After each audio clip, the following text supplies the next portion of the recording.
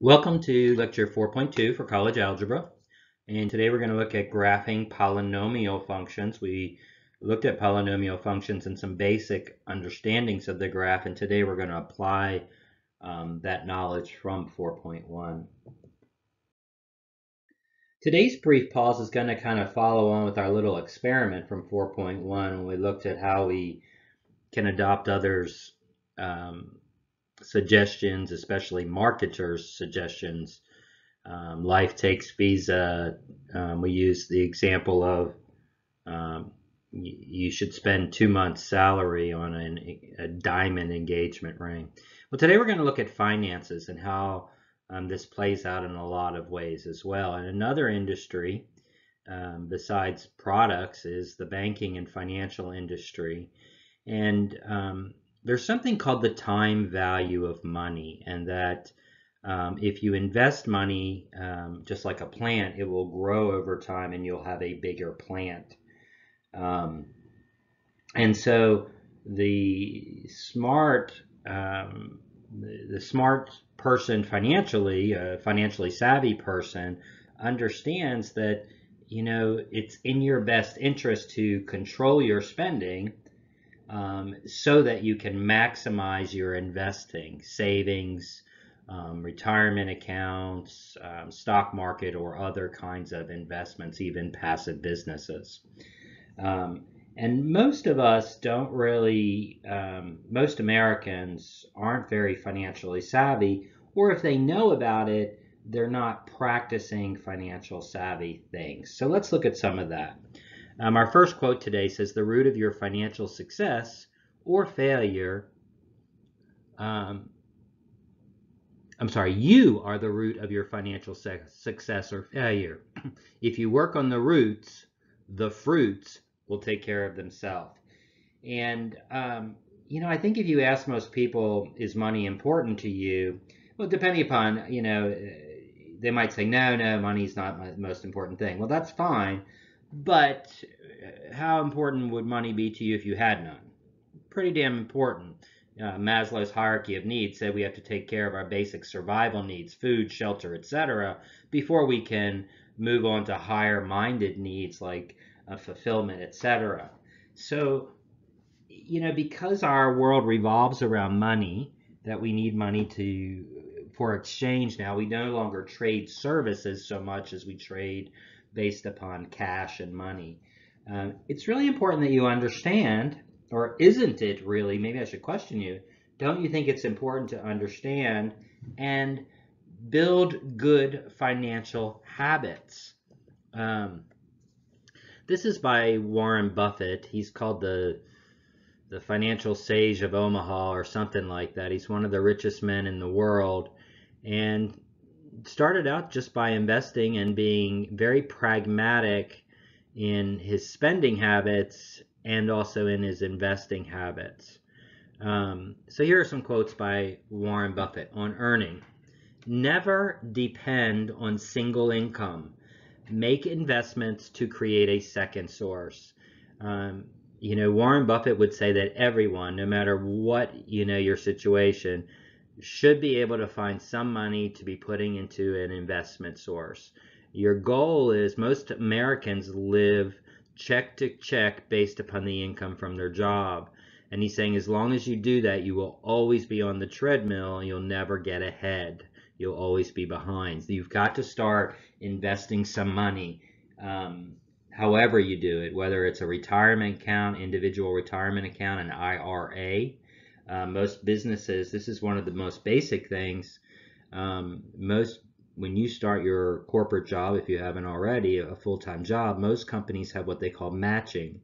So every dollar you put into a retirement account, they'll match that dollar up to a certain percentage. Most companies, it's around 5%. So if you don't do that, you're losing a 5% raise. Because if you put in 5%, they're going to match that with an additional 5%. And so you're automatically doubling your investment money. On spending, if you buy things you do not need, soon you will have to sell things you need. And I think this is where we were looking at last time about marketing and how easy it is to get caught up in buying things. We're a consumeristic society. We are not a materialistic society, because materialism says you value materials and you value things, which means we would hold on to them for a lot longer. We're consumers. We're like locusts. We sweep through the field, eating everything in sight, and move on to the next field. In my opinion, one of the easiest places to see this is with automobiles. Most professionals buy or lease, and now leasing is much more popular, an automobile every 3 to 4 years, where the lifespan of today's cars is anywhere from 10 to 20 years.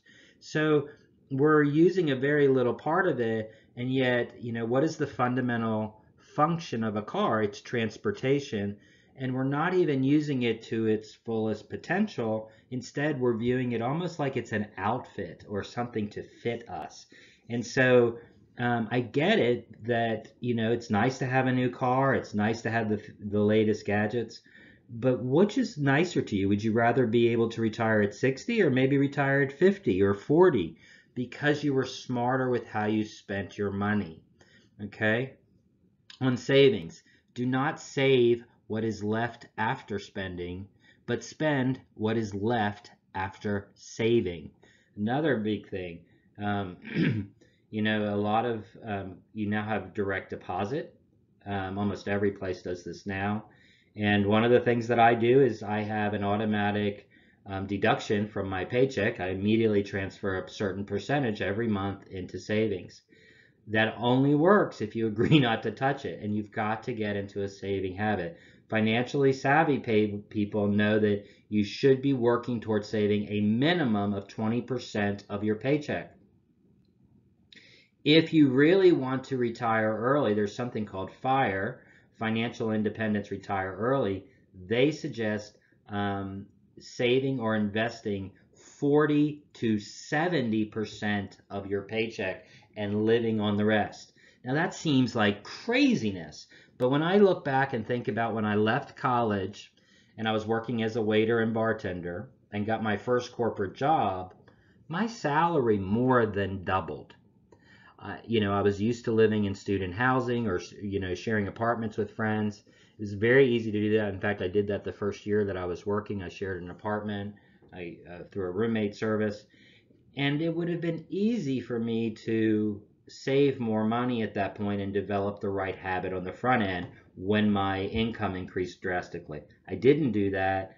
Got a new car, spent money as fast as it was coming in. And yet I could have had a good lifestyle and been setting myself up for my future retirement at an earlier age or just earlier potential age. On taking risk, never test the depth of the river with both the feet.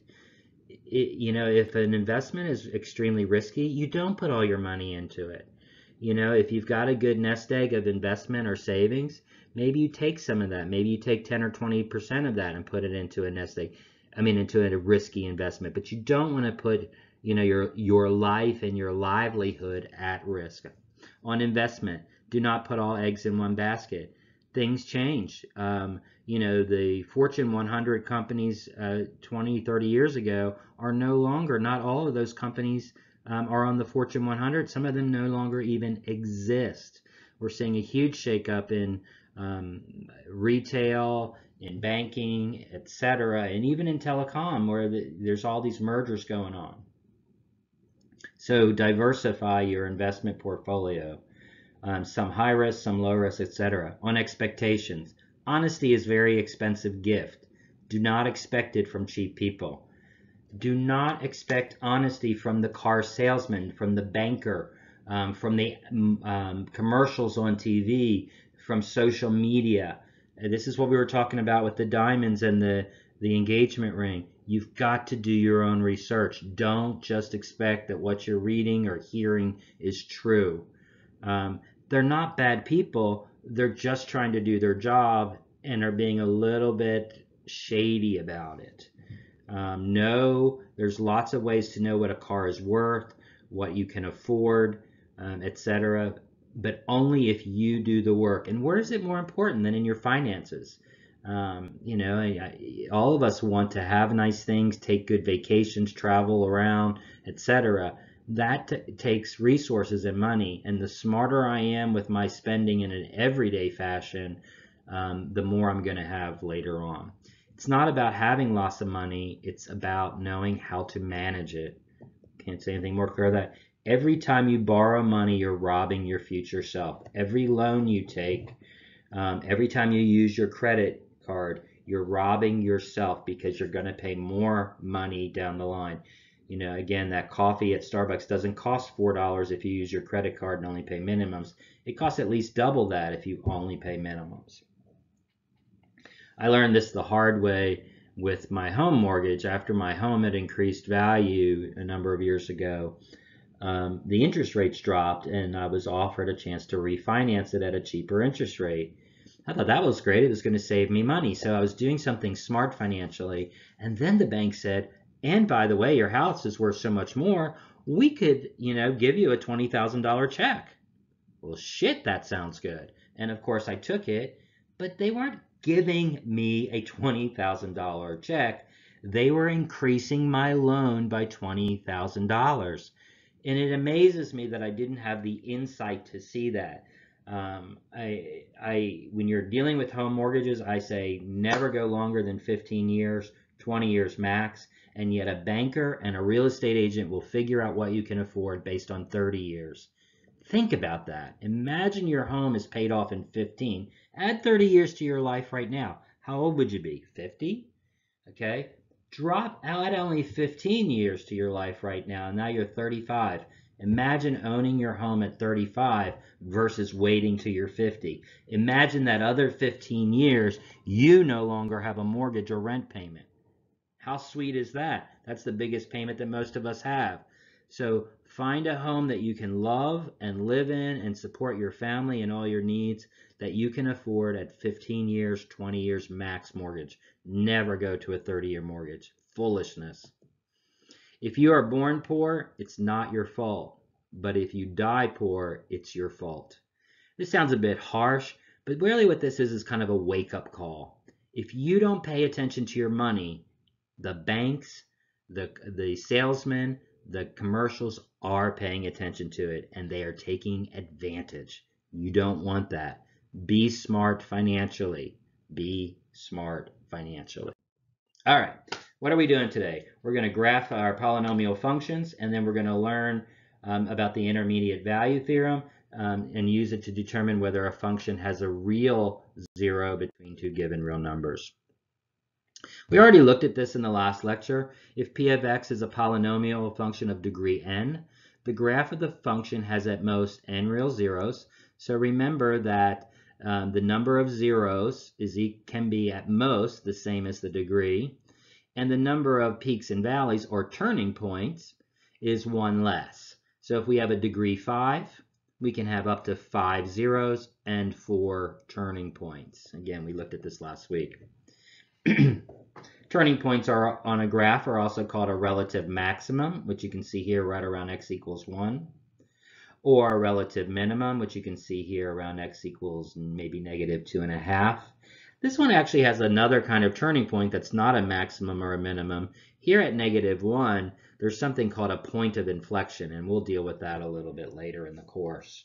And this is where it does turn and level out, but then it continues on the direction it was going. So if you got a peak or a mountaintop and a valley, I call this a ledge on the cliff. All right.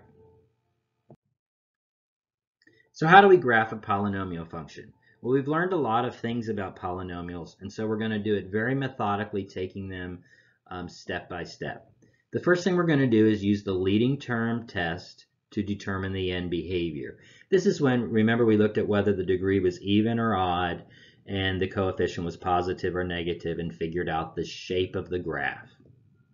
Then we're going to find the zeros of the function by solving f of x equals 0, right? The zeros of the function, we're going to put the function into factored form and then set each factor equal to 0.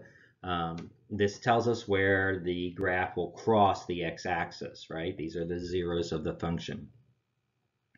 We will then use the x-intercepts to divide the x-axis into intervals and choose a test point in each interval to determine the sign of all function values in that interval. I'm not going to go into that in any more detail. I think this one is a little bit easier to understand using an example. So we have all these zeros, and now we're just going to figure out, is the graph between the zeros above or below the x-axis. Then we're going to find the y-intercept. Remember, the y-intercept is when x equals 0. This just gives us a good standard point on the graph. And if necessary, we're going to find additional functional values to determine the general shape of the graph, and then we'll draw the graph. As a final partial check, we can use the fact that the graph has at most n x-intercepts and at most n one less turning point.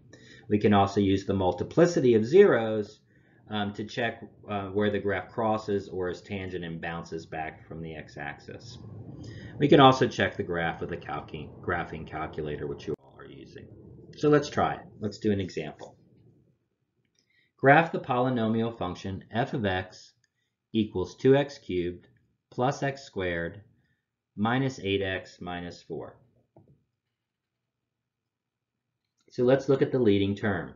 The leading term is 2x cubed. So this is a positive odd function. The degree is 3, so it's odd. The coefficient 2 is positive. Thus, the end of the graph, the behavior of the graph will be an S up. It'll start down low and end up high. Odd starts and ends at opposite places.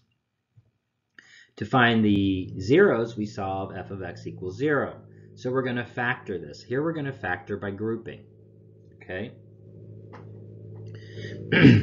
We put the first two terms in parentheses and the second two terms in parentheses. We're going to look at this a little more detailed in the next example.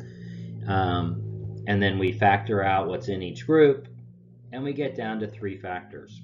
Okay, if you don't know factor by grouping, the next example goes through it a little bit slower. But I'm not going to do it here, and you can also Google that. So we have a 0 at, it looks like -1/2, -2, and +2. If we set each of these factors, 2x plus 1 equals 0, x plus 2 equals 0, and x minus 2 equals 0, then we would get these 3 zeros. So the x-intercepts are at -2, 0, -1/2, 0, and 2, 0. Okay? This effectively, you can see the zeros on a single number line. This divides the graph into 4 intervals. There's one here to the left side of -2. There's one here between -2 and -1/2. These are not points. These are interval notation from x equals -infinity to x equals -2. From x equals -2 to x equals -1/2, the second interval. From x equals -1/2 to 2, that's from here to here, as you can see with my pointer, and then from 2 to infinity. So there's 4 sections of the graph, 1, 2, 3, 4. Now what we want to do is find points in each of these intervals so we can see whether the graph is above or below the x-axis. So if we pick points, some value between here, we've picked -3, we plug it in and we see that the value of y is negative. So the graph is below the x-axis. Again, we do that with each of the points, and there's the interval, so we're going to pick a number between these, not on the endpoint. And then it's positive in each interval, then it's negative, and then it's positive again. Okay, so we're just looking to see where those points are, and we can start graphing them on our graph paper. To determine the y-intercept, we simply plug in 0 for x in the original function, and we get that f of 0 equals -4, so our y-intercept is 0, -4. The last thing we do is we find some additional points. We can plug in any values if we're not really sure what's going on, and then we graph the function. So here's our graph. Now, we can see the zeros, etc. What do we want to do to check it? Well, let's go back and look at what we did. We knew that the degree of f was 3, and it was an S-up function. Is it S-up? Yeah, it's starting down low. It's going up way high and way low and then going high. So it's starting low, ending high. Check. That graph meets it. The graph can have at most 3 x-intercepts and 2 turns. 1, 2 turns, 1, 2, 3 intercepts. Looks good. Each of the zeros from our factors had a multiplicity of 1, so we should expect that at every 0, the graph does cross, which it does. Again, this is checking out. So all of those kind of contextual checks help us make sure that we have indeed graphed the function correctly. Let's do another. Graph the function g of x equals x to the 4th minus 7x cubed plus 12x squared plus 4x minus 16. Again, the first thing we're going to do is look at the leading term. The degree is 4, and even the coefficient, the degree is 4, which means it's even. So we either have a smile or a frown. And the coefficient 1 is positive, so we know we should have a smile behavior. Right? We don't know what's happening in the middle, but ultimately at the ends. So this should start up high and end up high. To find the zeros, we solve g of x equals 0, and that means we need to factor this. Okay? And we get x plus 1 times x minus 2 squared times x minus 4 equals 0. The zeros are at negative 1, 2, and 4. Notice that the multiplicity at x equals 2, how do we find those zeros? We set each of these factors to 0, right? Notice that the multiplicity of the 0, 2 is even, which means that it is a tangent, okay? That at x equals 2, we're not going to cross the x-axis, we're going to bounce back. The other multiplicity...